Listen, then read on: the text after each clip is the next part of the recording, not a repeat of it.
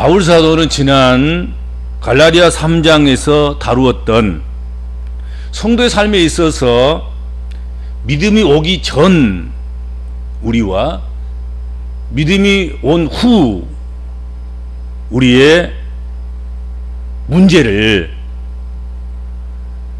갈라디아서 3장에서 다루었던 것처럼 오늘 4장에서도 여전히 이전과 이후의 문제를 연속해서 다루고 있다 하는 거지요. 왜냐하면 그만큼 이 사건이 중요하기 때문에 그렇습니다. 이전과 이후, 믿음이 오기 전과 믿음이 온 후. 믿음은 그리스도를 말하고 그리스도께서 오시기 전과 그리스도께서 오신 후의 상황은, 또 문제는, 우리 스스로의 정체성은 전혀 혁명적인 다른 것이다 이거지요. 그만큼 중요하기 때문에 여러 번 다루는 것이고 계속해서 다루고 있는 것이다 하는 거지요.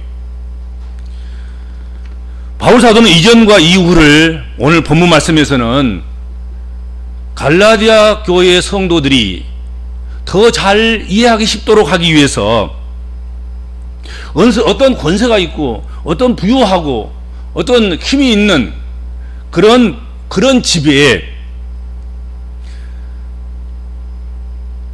그 가장에게, 그 아버지에게 아들이 있다. 그 아들을 예로 들어서 비유로 삼아서 오늘도 이전과 이후를 설명해주고 있습니다. 어느 권세 있고 부유한 가정에 그 가장에게 아들이 있는데 그 아들의 신분에 있어서 이전과 이후를 가르는 것, 그것이 무엇이냐? 똑같은 아들인데 아들로 태어나서 아들로 자라고 그리고 아들로 죽어가는 것인데 이 아들이 이전과 이후로 전혀 달라지는 게 뭐냐? 언제 그렇게 되느냐? 이 아들이 장성하여 성인으로 평가를 받을 때, 그때는 성인으로 평가받지 못하고 아이 취급을 당할 때 하고, 성인으로 평가받고 성인의 옷을 입고 성인의 권리를 획득하게 되면 이전의 아들과 이후의 아들은 전혀 권리적으로 보면 다른 아들이다 하는 것입니다. 아들이라고 하면 어린아이일 때나 성인일 때나 그 자격으로는 유업을 이을 자예요. 그리고 그가 곧 주인이에요. 이것을 의심할 여지는 없어요. 아들이 갓난아이일 때나 청소년일 때나 청년일 때나 어른일 때나 아들은 아들인 거지요. 그런데 아들이라고 하나, 그 아들이 어렸을 동안에는 아들이어도 그는 종과 다를 바가 없다 하는 거지요. 아들이지만 집안의 청직이나 후견인들보다도 더 많은 제한을 받습니다. 종이고 그 종이 결국은 후견인이고 종이 청직인데, 아들이 어렸을 때는 이 종이 청지기가 되고 후견이 된 이들이 더 아들보다 권세가 더 많은 거예요. 아들을 부리는 거잖아. 아들이 밖에 나가려면 못 나가게 하고 어떤 부당한 일을 하면 못하게 하고 위험하면 위험하다고 못하게 하고, 그렇지 않습니까?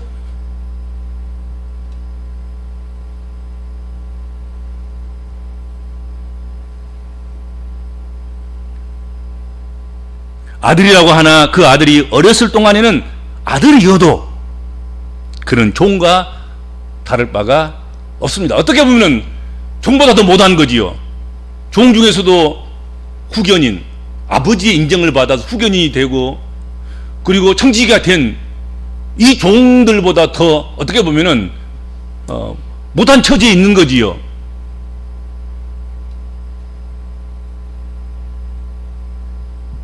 일절에 내가 또 말하노니 유업을 이을 자가 모든 것의 주인이나 어렸을 동안에는 종과 다름이 없어서, 그렇게 말씀하고 있습니다. 유업을 이을 자고 주인이지만 아들이 어렸을 때에는 종과 다름이 없다 이거지.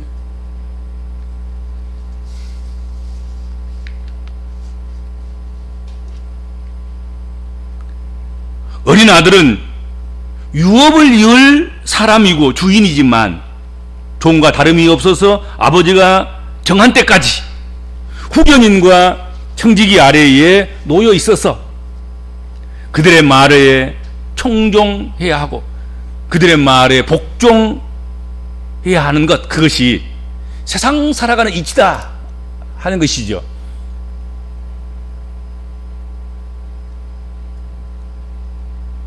이러한 일은 성서시대에 성서의 땅에서, 성서의 땅의 그 근동에 있어서 흔히 있었던 일이죠. 가장이, 아버지가 하인들 중에서 좀 현명하고 똑똑하고 뭐 그런 사람을 청지기로, 후견으로 임명해서 아들을 돌보도록 하는 거죠. 아들을 지키고 아들 교육도 책임지게 하고 아들의 성장에 필요한 모든 것들을 공급하고 제공하고 관리하는 그런 일을 맡기는 거지요.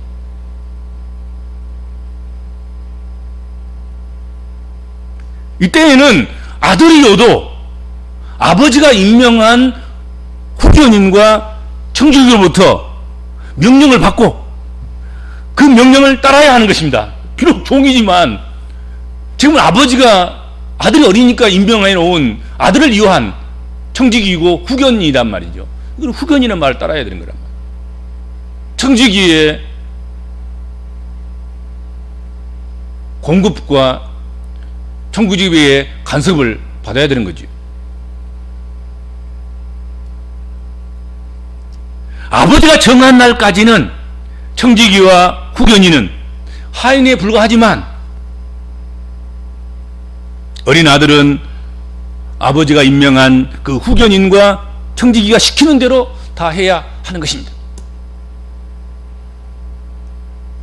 종과 다를 바가 없어요.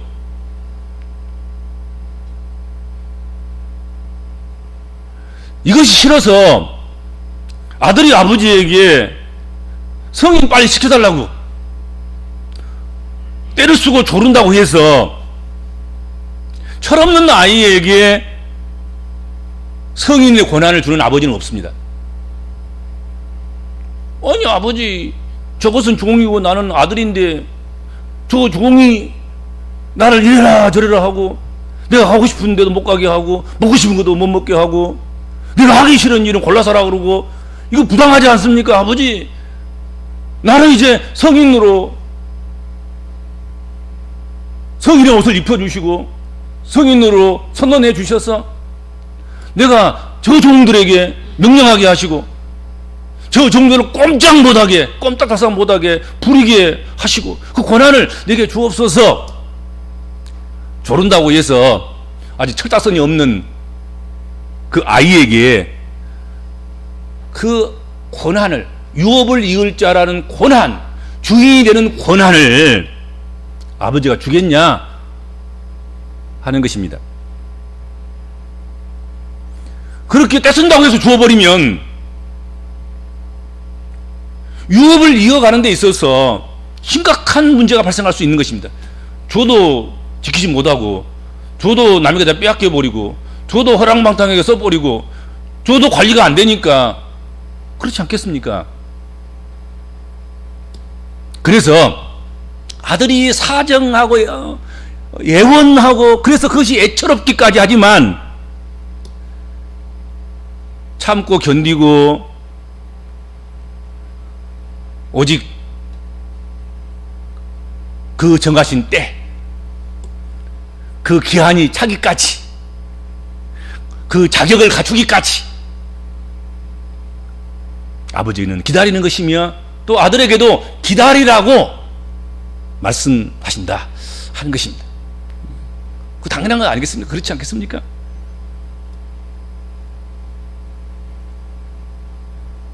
아이가 언제 성인이 되느냐, 성인으로 인준받을 수 있느냐, 성인으로 인정받을 수 있느냐, 그것을 결정하는 것은 그 아버지에게 온전히 달려 있습니다.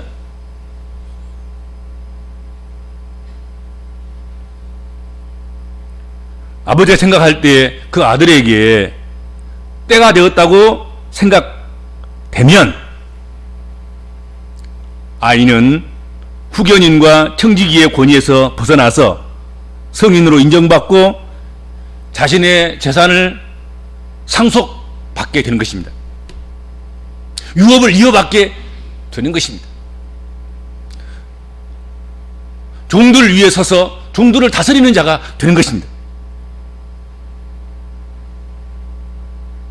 이때는 아무리 청지기여도 아무리 후견인이어도 지금까지와는 달리 아들이 유업을 잇게 되고 아들이 주인이 되고 아들이 성인이 되면 이 청지기들도 후견인들도 원래의 종의 자리로 가서 아들에게 순종하고 아들에게 복종해야 한다 하는 것이죠.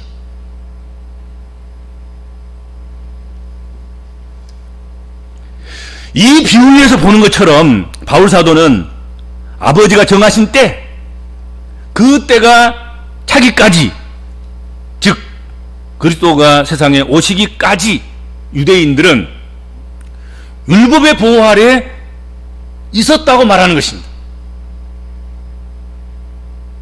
그런데 이미 때가 차서 하나님이 그 아들을 세상에 보내주셨다는 것입니다. 율법의 유효기간, 후견인과 청지기의 유효기간, 이제 그게 끝났다는 거예요. 아들이 장성해버렸는데 이제 오리라 약속하셨던 창세기 3장 15절에서부터 계속해서 메시아, 구원자, 속량자, 속죄의 주 그를 주시겠다고 약속하셨는데 그가 드디어 오셨다 이거죠. 오셨다. 그러니까 율법에 매이지 않는다는 거지요.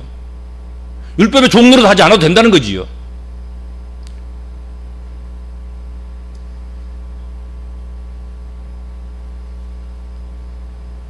(4절과 5절) 한번 봅시다. 때가 참에 하나님이 그 아들을 보내사 여자에게서 나게 하시고 율법 아래에 나게 하신 것은 율법 아래에 있는 자들을 속량하시고 율법 아래에 있는 자들을 속량하시고 우리로 아들의 명분을 얻게 하려 하심이라 그렇게 말씀했습니다. 그러면 이제 어쩌해야 됩니까? 당연히 때가 차서 오신 그리스도 예수로 인하여 율법이라는 청지기와 율법이라는 후견인으로부터 벗어나게 되고 때가 차서 오신 예수 그리스도를 믿어야 하고 이제는 예수 그리스도를 의지해야 하는 것 아니겠냐 하는 것입니다. 이 율법을 지킨다고 해서 후견인을 말을 따른다고 해서 청지기의 말을 따른다고 해서 그 아들이 아들 노릇 하는 게 아니라는 거죠. 이제는 때가 차서 후견인이 후견인 노릇 안 해도 청지기가 청지기 역할을 하지 않아도 그들보다도 탁월하고 우월하고 그분들보다도 온전하고 완전한 아들로서 그렇게 역할과 그 사명과 그 일들을 하신다 하는 것입니다.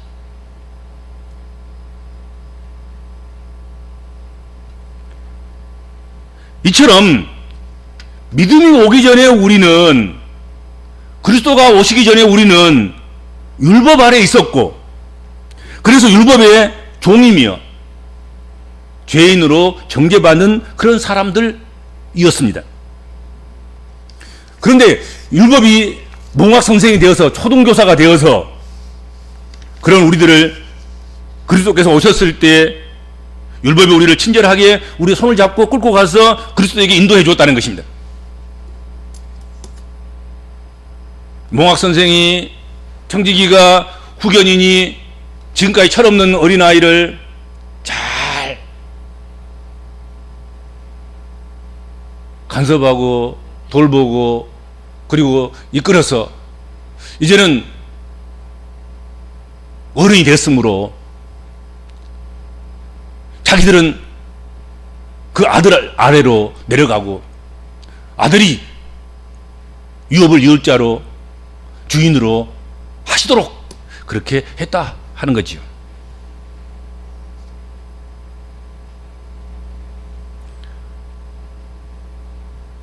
믿음이 온 후에 우리는, 그리스도께서 오신 후에 우리는 더 이상 몽학 선생 아래에 있지 않게 됐습니다. 청지기 아래에 있을 필요가 없게 됐습니다. 후견인 아래에 있을 필요가 없게 되었습니다. 믿음이 온 후로는 그리스도 예수를 믿는 믿음을 통하여서 하나님의 자녀가 됐습니다. 이 일에는 하나님이 보내주신 하나님의 영의 역할이 있었다. 오늘 성경에 말씀하고 있죠. 그래서 우리는 율법으로 받을 수 없는 구원을 그리스도를 믿는 믿음으로 말미암아서 받게 되었고 얻게 되었고 누리게 됐습니다. 이처럼 우리는 놀라운 신분의 변화, 즉 하나님의 유업을 이을 자가 된 것이고 우리는 하나님의 자녀가 된 것입니다. 이제 예수를 믿는 우리 복음적인 그리스도인들의 신분과 그 정체성은 율법 아래 있는 사람들이 아니라 하나님을 아바 아버지라 부르는 아들이 되었다는 것입니다. 청지기 아래 있지 않고 후견인 아래 있지 않고 몽학 선생의 손에 이끌리지 않고 우리는 아들이다 하는 거지요. 유업을 이을 자이며 주인이 되었다 하는 것이죠.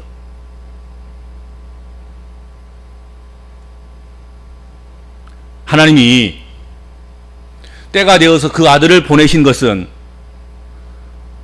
우리 택하심 받는 하나님 백성들로 하여금 아들의 지위를 얻게 하기 위해서 그렇게 하셨습니다. 주님이 아직도 안 오셨다면 우리는 여전히 율법 아래 있었을 것입니다. 율법을 어떻게 율법을 지키면서 선을 쌓고 실적을 쌓고 공적을 쌓아서 어떻게 율법으로 구원을 얻어볼까? 그러나 늘 죄짐만 더 무거워지는 그런 삶을 살 수밖에 없었을 것입니다. 하나님이 그 아들을 보내주심으로 말미암아서 우리는 이제 아들의 지위를 얻게 된 것입니다. 우리 복음적인 그리스도인들의 신분은 이제 하나님의 자녀로서의 신분인 것입니다. 우리가 어리고 철없을 때에는 참 자유가 없었으나 장성한 후에는 자유를 얻게 되고 하나님을 아버지라 부르면서 유업의 주인이 되는 것입니다. 이 확신에서 우리가 흔들려서는 안 되는 것입니다.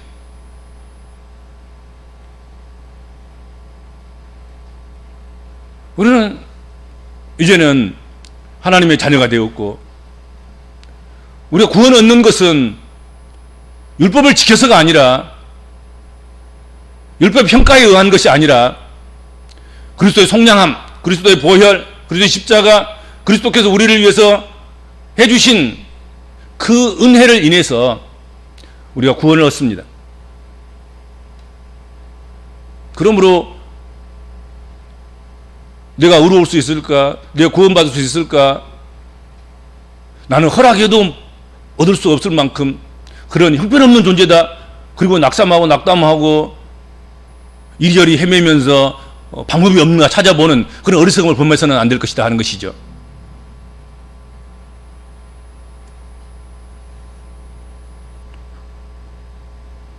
우리 그리스도를 믿는 믿음의 백성들은 이제 후견인과 청지기가 필요 없는 하나님의 아들의 권세를 지닌 사람들입니다. 후견이 필요 없어요. 청지기가 필요 없어요. 몽학 선생이 필요 없어요. 초등교사가 필요 없단 말이에요. 이전에 그리스도가 없을 때는, 그리스도가 오시지 않았을 때는, 그리스도가 오셔서 우리가 영접하지 않았을 때에는 후견인과 청지기가 필요했습니다. 그러나 그리스도가 오신 후로는, 그리스도가 우리 마음 가운데서 임재하신 후로는 후견인과 청지기의 종처럼 그렇게 살아가는 사람들이 아니다. 장성한 참 아들로 자유하게 살아가는 그런 사람이 됐다 하는 거지요. 그렇죠? 그리스도를 믿고 따르는 삶은 율법보다 더 완전하고 율법보다 더 온전한 그런 삶으로 살아가는 것입니다. 그러니까 값싼 것으로 우리가 은혜 받아서, 은총 받아서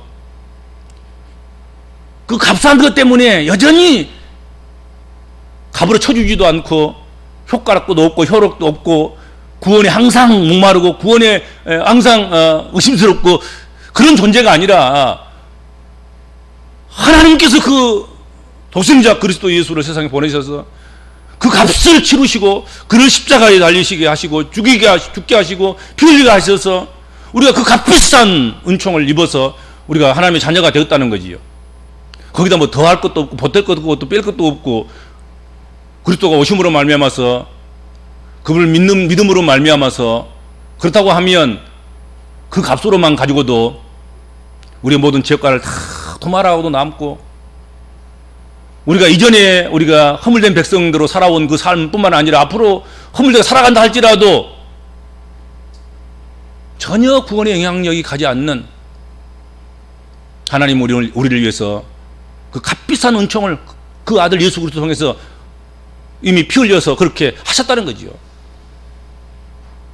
우리는 그것만 생각하면 율법을 지킬까 어쩔까 하는 뭐 안타까운 그런 마음보다도 오히려 나 위해서 십자가 지신 그 예수 그리스도의 그 은혜에 어떻게 보답할까 하는 그 마음으로 우리가 돌아가기만 하면 우리는 언제든지 율법에 의한 도덕보다 더 도덕적이고 율법에 의한 윤리보다 더 윤리적고 율법에서 의해서 우리가 선을 행하는 것보다 더 많은 선을 행할 수 있는 그런 삶을 살게 되는 거란 말이죠.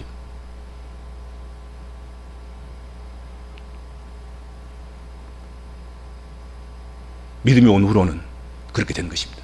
그것도 그렇게 되어야 하는 것입니다. 그 믿음이 참 믿음이고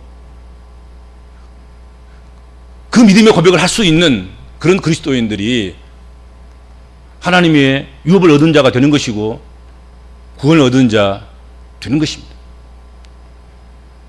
여기서 흔들리고 요동하는 것, 그것은 갈라디아 교인들이 가만히 들어와서 지금도 믿음이 왔어도 그리스도께서 오셨어도 그리스도께서 피 흘리고 돌아가시고 십자가 지시고 다 속량하시고 우리의 의를 위해서 부활하시고 다시 오시마 약속해 주신 그 모든 것 그것조차도 별 볼 일 없는 다시 율법을 지켜야 하고 다시 율법에 내려가서 후견인이 필요하고 청지기가 필요하고 몽학선생이 필요한